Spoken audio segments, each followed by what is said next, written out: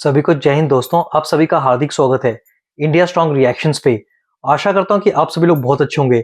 दोस्तों, पाकिस्तान आजकल मंदिर का घंटा बना हुआ है, जिसे देखो पाकिस्तान को बजा के जा रहा है, चाहे वो भारत हो, बलूचिस्तान लिबरेशन आर्मी हो या फिर टीटीपी क्यों ना हो। तो इसी मुद्दे पे आप देखेंगे मशहूर पत्रकार आरजू काजमी को, जो कि चीमा की करेंगी हवा टाइट। तो ये वीडियो काफी मजेदार होगी, आपको बहुत कुछ जानने को मिलेगा जहां पे आप देखेंगे ये दोनों बात करेंगे हमारे प्यारे देश भारत के बारे में। तो ये वीडियो काफी इंटरेस्टिंग होगी, इसे अंत तक देखें और चैनल पे नहीं है तो चैनल को सब्सक्राइब कर दें, ताकि हम आपके लिए लेटेस्ट इंपॉर्टेंट और मजेदार वीडियोस लाते रहें। तो चलिए पहले ये वीडियो देखते हैं और अंत में इसके बारे में बात करेंगे।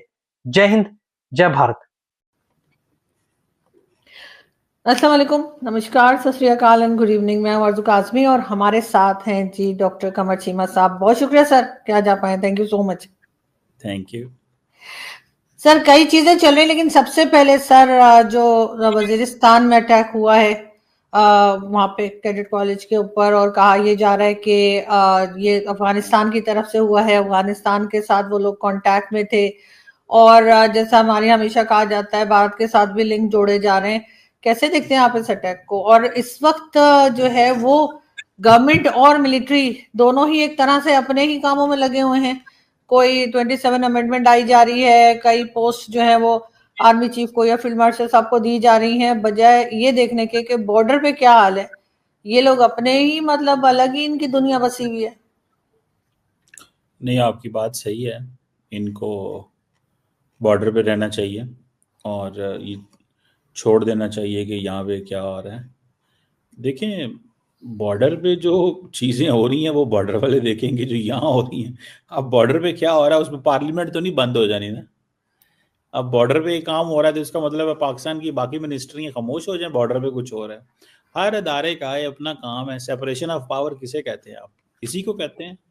फौज अपना काम कर रही है, पार्लियामेंट अपना कर रही है, एग्जीक्यूटिव अपना कर रही है, so everybody is doing its own work. तो ये चीज़ जो है दैट इज़ देयर। और मेरा ख्याल है कि Afghan Taliban they are not very much interested to engage with Pakistan. वो पाकिस्तान से इंगेज नहीं करना चाहते।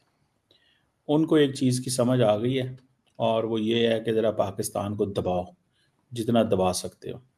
और उनके पास ऑप्शंस बहुत आ गई हैं। अब उनके पास जो ऑप्शंस हैं उसमें एक वो जिसे कहते हैं ना, एक एक चैलेंज है कि जैसे तैसे पाकिस्तान को अब हमने दबाना है। देखिए, पाकिस्तान बड़ा क्लियर विक्टिम है, क्लियर वो है एक जिसे कहते हैं ना, उसको उसको जो मर्जी हमला कर दे उसके ऊपर। टीटीपी भी आ गई, बीएलए भी आ गई। कैसे कर लेते हैं ये इतना? कहाँ से इतना पैसा आ जाता है? कहाँ से लॉजिस्टिक सपोर्टें आ जाती हैं? कहाँ से वेपन? अब देखें, फॉर एग्जांपल डिफरेंट रिपोर्ट्स कहती हैं 7,000 बंदा है टीटीपी का। 7,000 बंदा रोटी कहाँ से खाता है? इनका खुराक कहाँ से आती है? असला कहाँ से आता है? रिसोर्सेज कहाँ से आते हैं? इनकी फैमिलीज किधर हैं? देखें, जो ये 6,000 7,000 बंदा है जो फाइटर है, उसके पीछे फैमिलीज भी तो है ना। तो अगर आप इसको ऑन एवरेज अगर कर लें, एक बंदे की फैमिली में 2 4 5 लोग भी हैं, ये 20,000 बंदा भी है, 25,000 भी है। तो इनको पीछे से कोई फंडिंग तो कर रहा है, फीड कर रहा है। तो ये कैसे हो जाता है? कैसे ये समझते हैं कि पाकिस्तान को 20 25 15 6 7,000 बंदा जो है, जिसका अपना एक खास किस्म का सोच है, परवर्टेड किस्म की आइडियोलॉजी पे बिलीव करता है। तो ये देखें, ये is so simple. Keep Pakistan busy. Pakistan को बिजी रखो, फौज को बिजी रखो, स्ट्रेच रखो। इधर हमले हो रहे हैं, उधर हमले हो रहे हैं, इधर से अटैक हो गया, उधर से अटैक हो गया। लोगों को फिर क्या तासुर जाता है? ठीक है, पाकिस्तान की असेसमेंट ये है कि जब इंडिया ने पहलगाम पे जब ये हमला हुआ तो उनको ये था कि थोड़ी तबाही शबाही मचेगी। जब तबाही मचेगी तो फिर हम क्या कहेंगे, फिर हम क्या करेंगे और क्या कहेंगे। ठीक है, उन्होंने कहा 2 मूवमेंट चल रही हैं, वो मूवमेंट भी साथ मिल जाएंगी।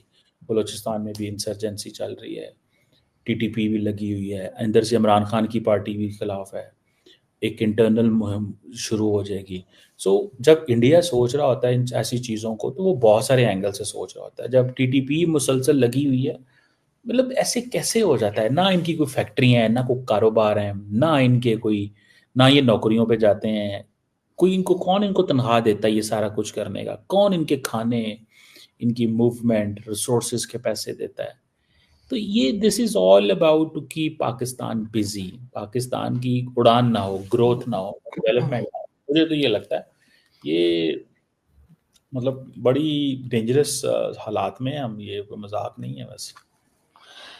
सर ये भी तो हो सकता है कि पाकिस्तान के अंदर से ही लोग इनकी मदद कर रहे हों, पाकिस्तान के अंदर ही ऐसे लोग हों जो चाहते हैं कि अफगानिस्तान की तरफ से या भारत की तरफ से पाकिस्तान के ऊपर किसी ना किसी तरह का अटैक चलता रहे, टेंशन बनी रहे, बॉर्डर पे भी टेंशन बनी रहे, क्योंकि इससे इन लोगों को तरह तरह की पोस्ट लेने का मौका मिल जाता है, इनको ये बताने का मौका मिल जाता है कि जी हम तो बड़े खतरे में हैं और हमारे पास जितने भी हमारे पास पैसे हैं या कहीं से आते हैं कुछ भी है, वो सबका सब हमें सिर्फ डिफेंस पे लगा देना है। हमारे यहाँ सिर्फ और सिर्फ डिफेंस को फोकस किया जाता है, ना हमारे यहाँ किसी के एजुकेशन सेक्टर में फोकस होता है, ना हेल्थ सेक्टर में फोकस होता है, ना लोगों की हालात या लोगों को जॉब्स वगैरह देने में कोई इंटरेस्ट शो किया जाता है।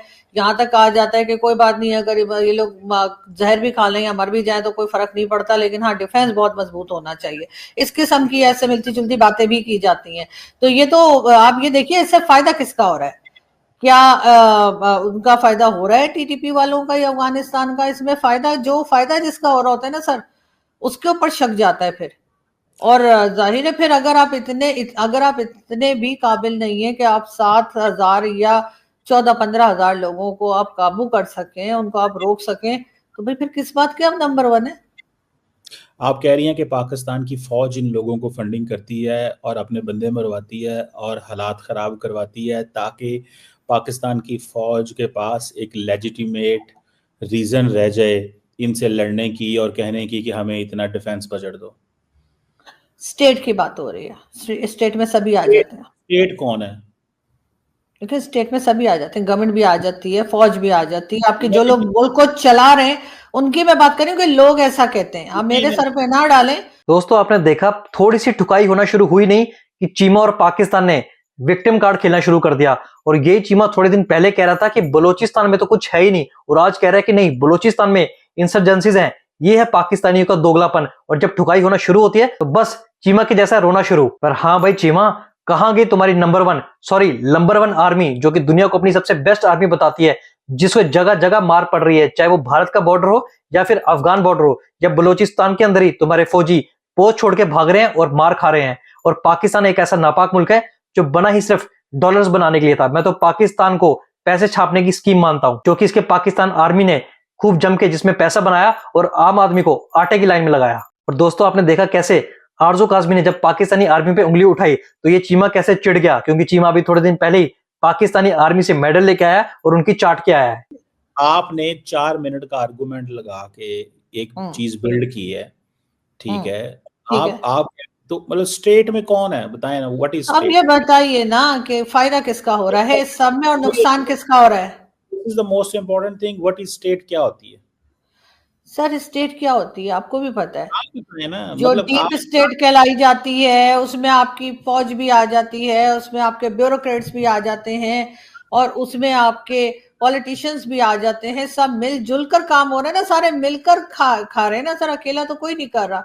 अभी जो डुअल नेशनलिटी का इन्होंने कहा था कि जी मना हो जाएगा, किसी के पास डुअल नेशनल कोई नहीं होगा, उसके बाद इन्होंने खुद ही ब्यूरोक्रेट्स को भी निकाल दिया और साथ ही जजेस को भी बाहर निकाल दिया कि जी वो रख सकते हैं, बाकी कोई डुअल नेशनल नहीं हो सकता। तो यहाँ तो सर अपने ही हिसाब से काम होता है ना जी। देखिए हमारी बदकिस्मती ये है कि हमारे अपने ही लोग जो है ना, वो हम आपस में ये भी देखें, that is a part of the plan. Part of the plan क्या होता है कि आप अपने ही लोगों के ऊपर मिसट्रस्ट जनरेट करवा दें कि ये सारा कुछ जो हो रहा है ना, ये शहादतें भी हो रही हैं, सब कुछ हो रहा है, ये मिले हुए हैं सारे। ये देखिए that is the game. The game ये है कि आप अपने मुल्क के लोगों को उनका एतमाद खो जाए इंस्टीट्यूशंस के ऊपर, फौज के ऊपर। देखिए इस मुल्क को यूट्यूबर्स ने, मीडिया पर्सन ने, पॉलिटिशियंस ने, ब्यूरोक्रेट ने नहीं बचाना होता। इस मुल्क को जो है वो किसी ने नहीं बचाना फौज नहीं होता है, with the support of the public. अगर पब्लिक का मिसट्रस्ट हो फौज के ऊपर तो क्या फौज लड़ सकती है? नहीं। So this is part of the plan. So half of the people, the strategy is कि आप एक तरफ टीटीपी लड़ेगी फौज के साथ, बीएलए लड़ेगी फौज के साथ, इंटरनल मिसट्रस्ट, जो जैसे मैंने अभी आपको थोड़ी देर पहले कह रहा था कि इंडिया क्या चाहता था, इंडिया ये चाहता था कि जब हम पाकिस्तान पे अटैक कर रहे हैं तो इमरान खान की वजह से पाकिस्तान की फौज ऑलरेडी अनपॉपुलर है, तो लोग बाहर निकल आएंगे, रिवोल्ट हो जाएगा, मतलब इस तरह की चीज़ें हो जाती हैं। बीएलए लहदा लड़ रही है, टीटीपी लहदा लड़ रही है, इंटरनल फॉल्ट लाइंस बहुत कमज़ोर हैं, इकोनॉमी कोई नहीं है, आईएमएफ से कर्जा लेना है, तो this is the right time कि आप ये चीज़ हो जाए। सो द पॉइंट इज़ कि ये जब आप अपनी फौज के लोग क्वेश्चन करना शुरू कर जाएं और उसकी अपनी ही शहादतों को आप क्वेश्चन करना शुरू कर दें, तो आप फिर नहीं लड़ सकते। एंड देन एक सेक्शन क्रिएट किया जाता है या एक सेक्शन होता है, उस सेक्शन का काम ये होता है कि ये कहना जी फौज पैसे खाती है और दहशतगर्द बनाती है और इन फौजियों का भी ये प्रॉफिट है, और फिर आप उसको फैंसी वर्ड स्टेट बना दें, फौज का नाम ना लें। So the point is very clear, this is part of the plan होता है। ये हर जगह होता है, ये सिर्फ हमारे यहाँ नहीं होता, ये हर जगह होता है। लेकिन मैं समझता हूँ कि अगर हम अनफॉर्चुनेटली अपनी ही फौज के ऊपर क्रिटिसिज्म करें, और अपने, मैं ये नहीं कि उनके क्रिटिसिज्म से वो कोई मुबर्र हैं, अगर वो कोई गलत काम कर रहे हैं तो मैं उनके राइट एंड रॉन्ग दोनों को मैं मिक्स नहीं करता। अगर वो कहीं पे गलत कर रहे हैं तो उसको गलत कहें, लेकिन द पॉइंट इज कि आप अपनी ही फौज के ऊपर क्वेश्चन मार्क ये लगा दें कि हमारी फौज दहशतगर्द बनाती है, अपने बंदे मरवाती है, और ताकि हम जो कुछ लोग हैं उससे फ़ायदा उठाते रहें, तो फिर the game is over, the job is done, जिसने जो करना था उसने कर दिया। सही बात है सर, आपके ख्याल से किसी ने कभी फायदा नहीं उठाया, यहाँ पे डिक्टेटरशिप नहीं रही, यहाँ पे ये सब लोग जो हैं इन्होंने एक डिक्टेटरशिप बनाकर नहीं रखी। 35 साल इस मुल्क में खुल्लम खुल्ला इन लोगों ने हुकूमत की, अभी भी वही कुछ चल रहा है। इस वक्त भी आप लोग जो 27 अमेंडमेंट लेकर आ रहे हैं वो क्या है, उसमें भी तो यही सब कुछ हो रहा है कि जी जो आर्मी चीफ या फील्ड मार्शल है उनको हर तरह की ताकत दी जा रही है और उनको ये कहा जा रहा है ना उनके ऊपर केस होगा, ना वो कभी अरेस्ट हो सकते हैं, ना उनको कुछ कहा जा सकता है। चाहे नेवी हो या आर्मी हो या एयरफोर्स हो, सबके लिए फैसले वही करेंगे। और आगे तो ये भी सुनने में आ रहा है कि उनको सदर भी बनना है। तो सर क्या समझा जाए फिर? लोग गलत तो नहीं कह रहे, किसी ने, भारत ने आके तो नहीं इन तमाम लोगों को, डिक्टेटर्स को यहाँ पे बिठाया था, ये आए थे ना, इन्होंने किसी ना किसी सिविलियन गवर्नमेंट को गिराया था और ये आए थे।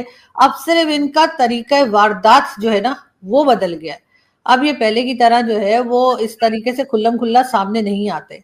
अब ये ऐसे काम करते हैं कि सामने आपको सिविलियन चेहरे दिखाई देते हैं, चाहे वो इमरान खान की शक्ल हो, चाहे वो शहबाज शरीफ की हो, लेकिन असल में काम यही कर रहे होते हैं। तो जाहिर है इनको फिर हर जगह से बातें तो सुननी पड़ेंगी। अब इस आज के जमाने में तो नहीं रोका जा सकता, लेकिन अगर आप गलत चीज को भी इनकी डिफेंड करेंगे तो फिर जाहिर आप मुल्क का लिए बुरा कर रहे हैं ना, और तो कुछ नहीं। 4-5 हजार लोग हैं जो फायदा उठाते हैं, बाकी सब तो बेचारे यहाँ पे सिर्फ कीड़े मकोड़े जैसी। अबे चीमा, तू भारत पे क्या इल्जाम लगाता है कि भारत पाकिस्तान को तोड़ना चाहता है?